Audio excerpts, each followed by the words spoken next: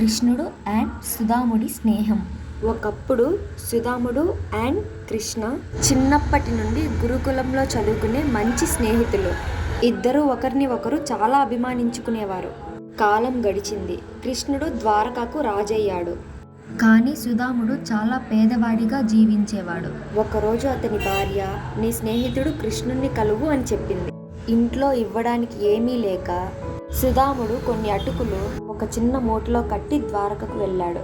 రాజ్మహల్ చేరుకున్న సుధాముణ్ణి చూసి కృష్ణుడు సింహాసనం నుండి పరిగెత్తుకుంటూ వచ్చి సుధాముణ్ణి కౌగిలించుకున్నాడు.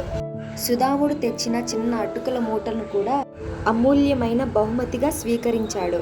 సుధాముడు తన పేదరికం గురించి ఏమీ అడగలేదు. స్నేహితుడిని చూసిన ఆనందంతో తిరిగి ఇంటికి వెళ్ళిపోయాడు. కానీ ఇంటికి చేరుకున్నప్పుడు ఆశ్చర్యపోయాడు. అతని చిన్న గుడిసె స్థానంలో అందమైన భవనం ఉంది.